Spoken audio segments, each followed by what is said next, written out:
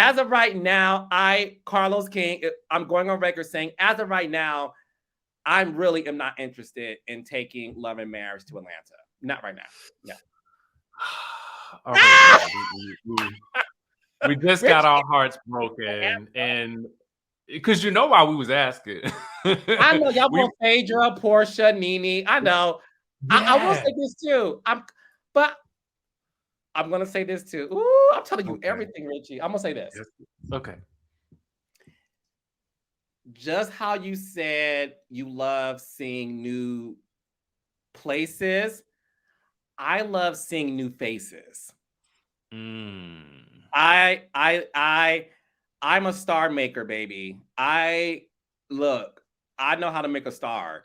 And there is nothing more gratifying than taking a man or a woman or both out of obscurity and making them a star. I love it. You've seen that with Huntsville. You see that obviously with DC, Ashley Silva, Raina, Winter. You know what I mean? Like people that they're like, who? And then you see like, oh, what did they come from? The Belle Collective cast. I don't think people talk enough about the fact that we have a dark-skinned, full-figured woman as one of the faces of a reality show. I'm talking about Letitia Pearson, Belle Collective. Oh, I know. With one of the hottest stories. Like, I hate that. I don't say storyline. I hate that term, but like she has a real life. And people ask me all the time, like, or they say it in the comments, like, "Oh, they don't believe it's real." And I'm like, no, y'all, like to see it in person, to witness that in person, and to see the emotion that was still happening the day that I was there. I mean, and they have chemistry. They have chemistry. They do, like right? I made, Carlos, I hate to say this, I made the mistake of saying, I want y'all to get back. When I first saw them, I said, I want y'all to get back together. And I felt so bad because what I felt like I did in that moment, I dismissed her experience because I saw them together. And it took me that visit to realize that I had to apologize to her later but I was just like. But let me ask you this, because I've done it too, but let's have a real conversation. Okay. What was her reaction when you apologized? She told me I didn't have to apologize. She understood it. But even still, I had to say it because I didn't want to dismiss what she had been through. It wasn't your intent. What I'm saying? No, I get it. It wasn't your intention. I'm saying that because I said the same thing to Melody and Martell before. I said it to Melody once. And someone said to me, like, you're dismissing her feelings. And I was like, that's not my intention. Right. This is what's so interesting about life and why you always have to look at the relationship between the individual, like your rapport with Letitia Pearson, to actually, you didn't say that based off of the TV show. You said that based off of the feeling you got in the room. I said that to Mela Martell on the reunion when I cried because of what I felt in the room. I know people at home are like, child, what's going on here? You have to be around these people to really understand what's happening in that moment. I understand what you mean, Richie, when you told Letitia, like, I want y'all to get back together. At the end of the day, let's talk. No one's relationship is perfect. Right. And one thing that I have learned being around people and growing up amongst a lot of people who look like us, everyone's marriage is operated differently. I had this conversation with my sister yesterday because we were talking about something else. And I said to her, like, I have learned you do not tell a wife how to manage her household. If she likes it, I love it. And what I'm saying that to say is everybody's marriage is different. So because someone may accept this, doesn't mean they're weak. Just because someone may accept that doesn't mean whatever. There's a lot of celebrities out there who are in marriages that dealt with a side baby or a break baby. and they have proven that their love withstood the test of time in terms of that situation. I don't believe just because a person had a side baby, that's the end of the relationship. That's me. I did 5 years ago, Right. but because I've allowed life to humble me and for me to see other people's humility, I have said, like, if you like it, I love it. And I look at Wendy Williams and her situation, and I feel I have so much compassion for Wendy because she never wanted her marriage to end. Right. And sometimes I think about where would she be if she decided to just, stay in the marriage. Yes, he had a baby and all this, whatever. But again, that ain't my life. And Right. I'm going to close this out by saying, I think at the end of the day, if your marriage and the dynamics of it works for you and your mental health and your stability, you should not pay anyone's opinion no mind. That part. That part right there. Because I don't want to see a lot of folks get back together, child, but I'll leave that alone. You know, I want to ask you, I'll save it. You know what I want to ask you? Because I just watched the episode of Love and Marriage DC. Yay!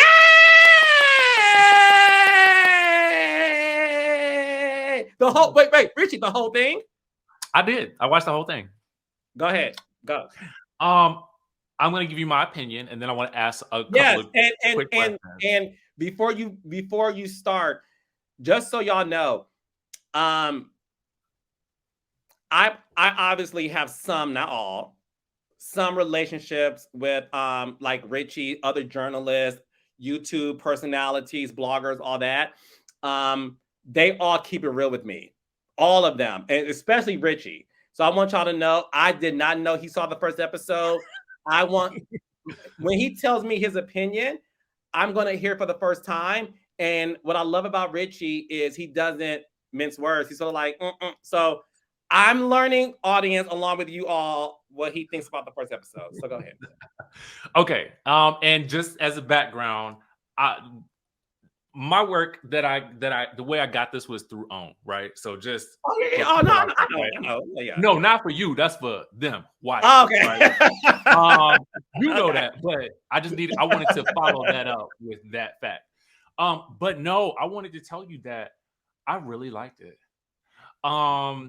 It felt different. It felt like this is Love and Marriage DC's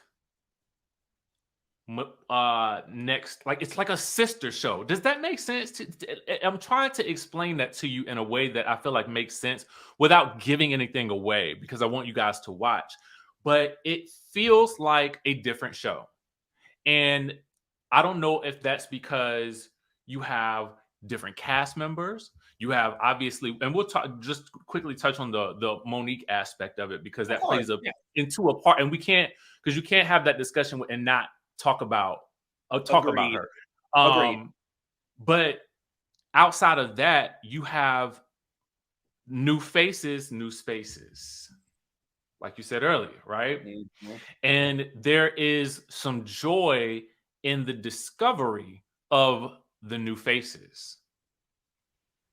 I'll say that. And many people may already know Joy and Clifton from Ready to Love. I had to be honest with you, it's not a benefit, but I found it a benefit that I had not seen them on Ready to Love. I did, because I got to form my own opinion about them on screen. And I feel like when you see them on screen, like there's something there. There's something there. And then you see the preview. And then I got to tell you, I already knew Sherelle. I've known her, like I worked in radio with her like years ago. Oh, so you know, okay. Yeah, so to see her light up the screen in a way that she lights up people's lives in person. I'm like, y'all got a cast. Y'all got a good cast. And last thing, without spoiling, I did go to the premiere party last night, and the energy is there. Yes. Oh, I'm good. No. Well, first of all, everyone, I'm learning for the first time. First of all, Richie tried it because he hit me up today, like, let's talk about this show. I'm like, anytime, let me, make it work.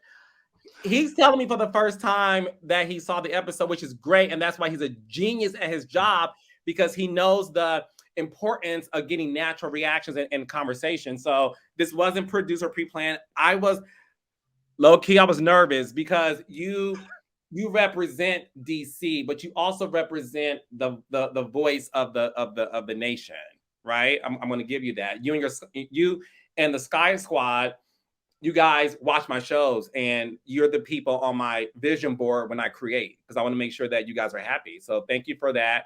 And I'm glad you said it, because I understand that sometimes people think like, oh, whatever, Carlos, you hyping shit up, whatever. Like, is it a different show?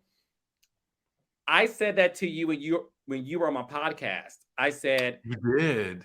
Let's talk about DC. I'm gonna get you back to talk about the season. I said, but it feels like a different show. Let me answer this, and let's talk about the elephant in the room, right? Okay. So, Love and Marriage DC season 2 is a different show. The energy is different. It's more organic. Last season, it was very apparent that the cast did not have a full relationship with each other, right? And one thing that I appreciate, this may sound crazy because I'm talking about myself, but one thing that I appreciate about my love for television is I also make mistakes, and I don't always get it right, but I'm able to point the fingers at me and not other people, right? Season 2 is a great season because the cast have more of an organic relationship with the new faces, and it's a rich history. And I never said this in an interview, but I'm gonna give it to you. I knew that Winter was one of the fan favorites, but I also knew, how can we get Winter back in the mix, because none of them want to film with her. It wouldn't make sense. It's like making fetch happen. Right. And because I made mistakes in my career by forcing people to stay on the show when they kind of like, girl, you kind of surpassed this show, or it ain't making sense because they don't talk to you, child. I was worried about how organic it would feel for Winter to come back. The moment we learned, and this ain't nothing but God and the reality and everything else, the moment we learned that Winter's producer, who wrote "Sign My Papers" and get that song, that producer's wife was Sherelle, and that Sherelle and Ashley Silva had a history of being friends. Yeah. She used to be a part of Ashley's podcast, and Ashley loves Sherelle. So then I was like, that's how Winter is able to come back where it makes sense. Because we were looking at Sherelle. We obviously knew that Joy and Clifton were friends for the Tylers. And the Tylers and Joy and Clifton, they are super close. They're so close. They just celebrated the Tylers' anniversary in Mexico last week. Because most times when you are celebrating your anniversary, child, you just with your man or your woman. No, they brought Joy and Clifton with them. That goes to show you they really like each other. And what you'll see this season, when you see Arena and Ashley get into it, what you see this season. It's because I saw that in the trailer. My mouth dropped. I was like, sure. The dynamics of the friendships even surprised me. So I say all that to say, similar to Belle Collective, where we brought on two new faces, Akeisha and Soguchi, and you were like, Los, the show was already good, but now it's great. I will say this: season 1 of DC was good. Season 2 is spectacular. You see, I'm just gonna say this: pay very close attention to the dynamics of the women. And the reason why I say that is you're not going to see it coming. And that's all I say.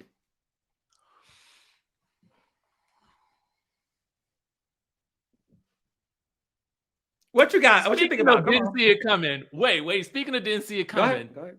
The photo shoot. Did you see that coming? And how does I know this is a real question because I feel like it kind of goes back to even, and I don't know if it was.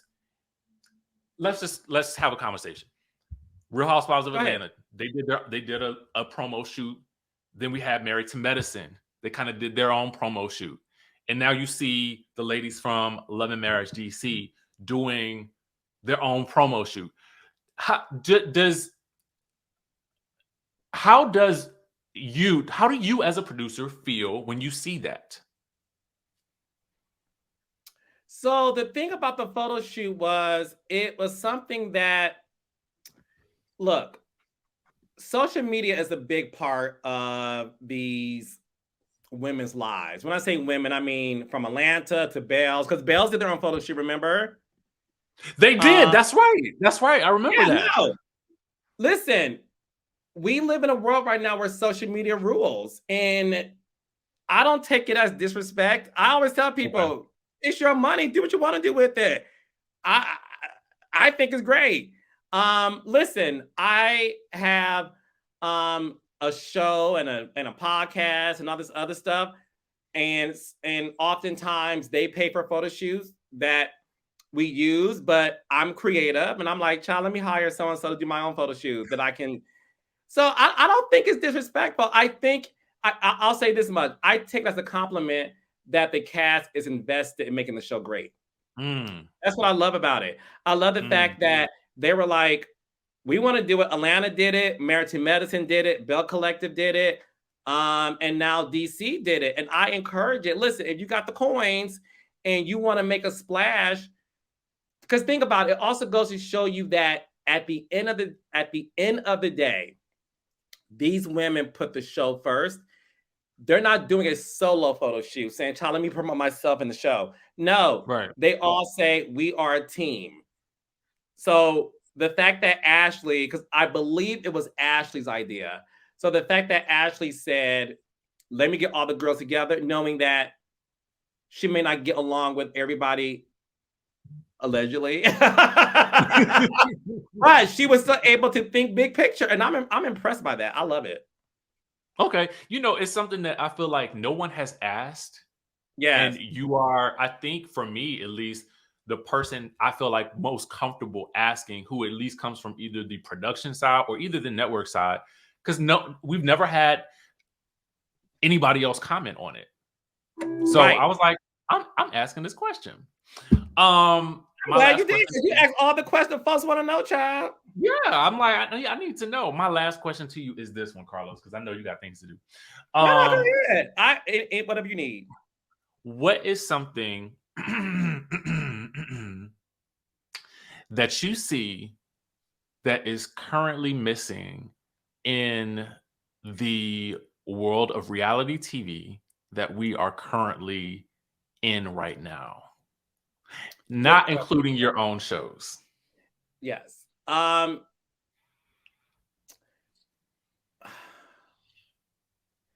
What's happening in reality television is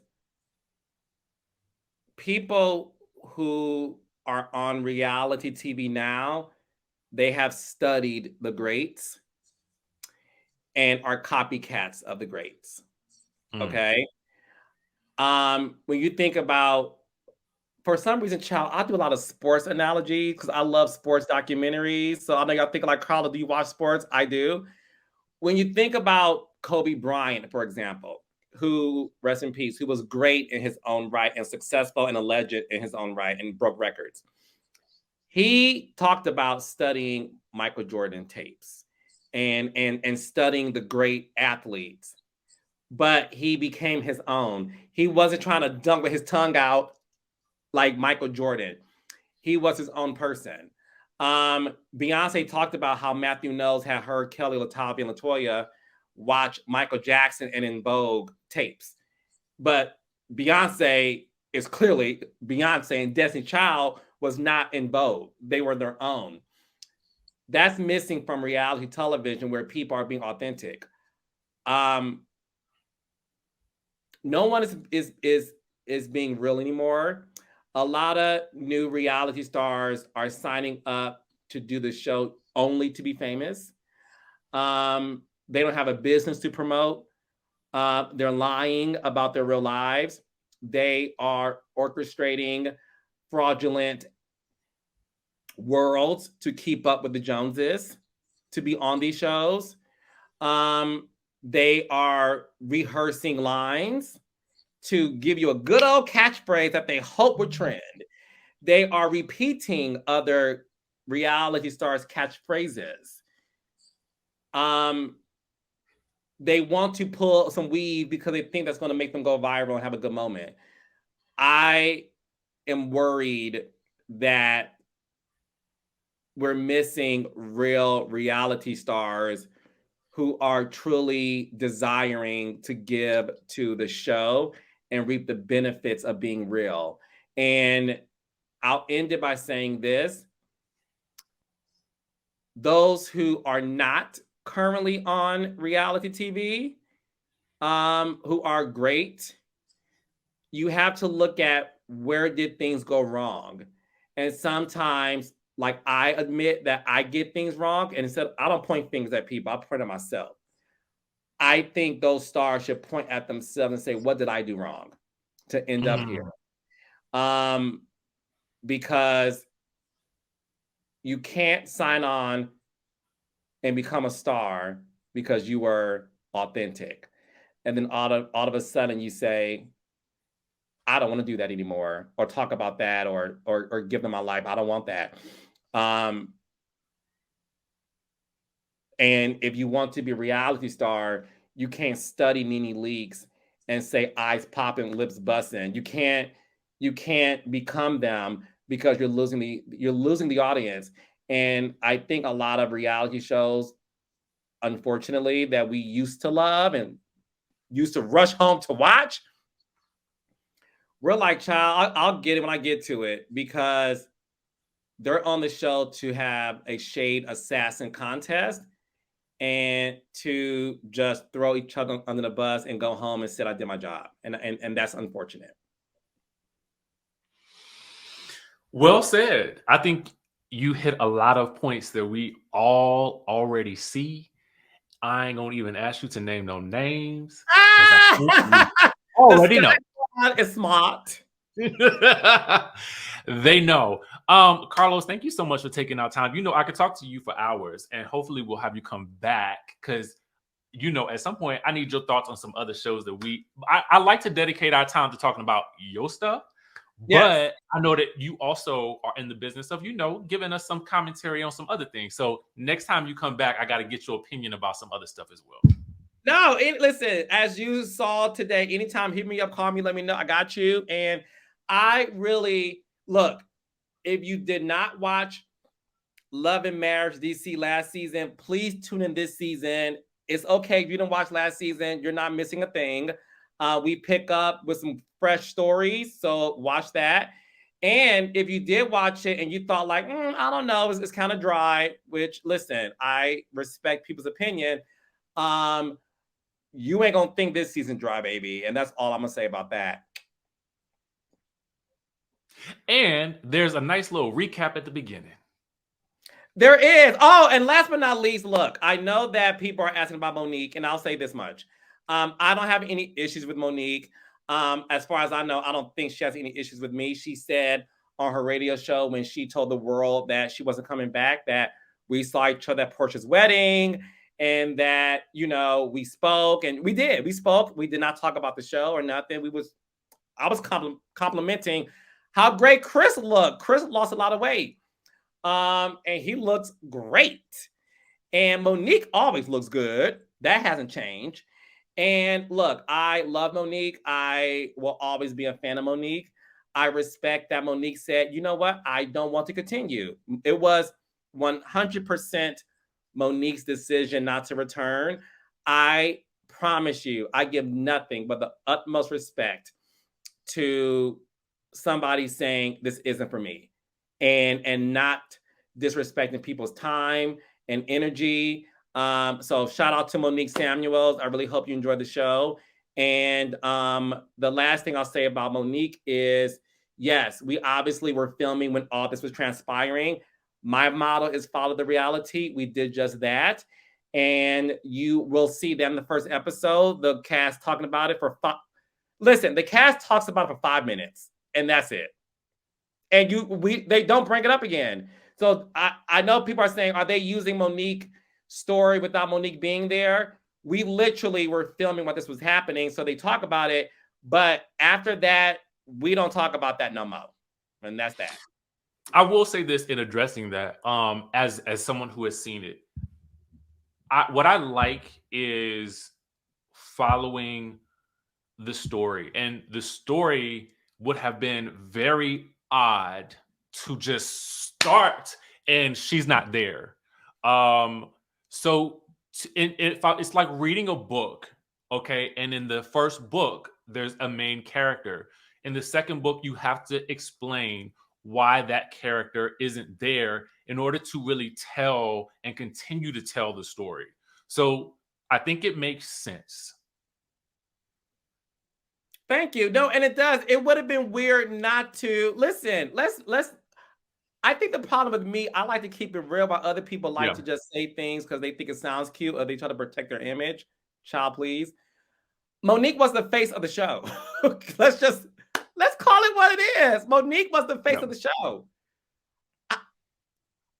It would have been weird, asinine, crazy not to address the elephant in the room. And I think we addressed it in a way that not only was real, was respectful.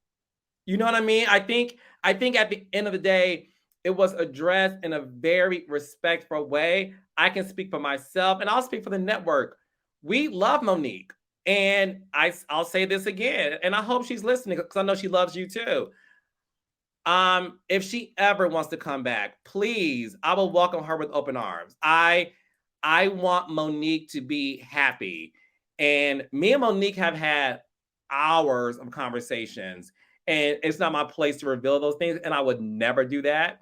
The only thing I will say is, and I said this to her, I want you to be happy. And whatever happiness looks like for you, I want you to chase it. Chase it. Chase that. And I feel good knowing that she chose her happiness before anything. And we have to give people props for doing that. Yeah, I will say this, and just in the vein of keeping it real as well. You know, she is a dear friend of mine. And one of the things that, and not to go into too deep of a conversation that I have with her, but what you see with Monique at this point in time in her life is a woman who is on a journey. And I have nothing but the utmost respect for that journey because it is taking her to some amazing places. And sometimes on your journey, you have to make some tough decisions that may cause you to hop into a different lane. And I feel like that's what we've seen here. And anybody who knows Monique knows that. Yes, and that's why there's been no beef or no issue. And there really isn't any beef. And look, I said that about something last time, and apparently there was beef. So what do I know?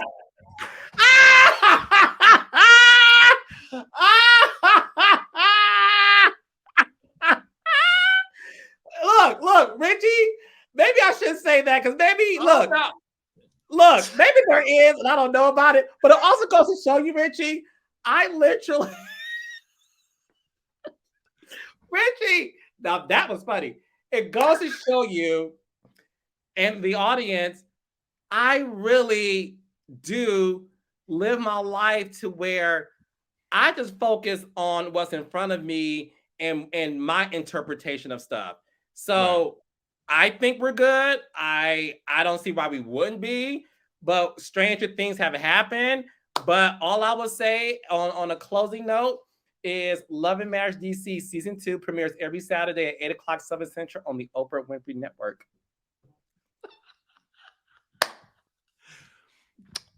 Y'all, beat us there, okay? Beat us there. See us on. Let's all watch together. We're gonna be tapped in, tuned in. And then we got Grown and Gospel coming in March. Yes, Grown and Gospel coming in March. Yes, more to come. I can't wait. And yes, and Belle Collective coming this summer. And yes. Ooh. Okay. Carlos, thank you so much. We all know where we can find you over. You got your podcast. You're on YouTube. We can watch all of your YouTube, Skye Squad, youtube.com/@DCarlosKing_. My podcast is also going to be on YouTube, and I'll do recaps. Reality with the King podcast, the audio version. We're on hiatus right now. Season 2 of the podcast will come out in a few weeks. So I'll keep you guys updated, and you know where to find my shows. And like Richie said, find me on social at DCarlosKing_. Carlos, thank you. I appreciate you. Thank Skye you, Squad, we are out.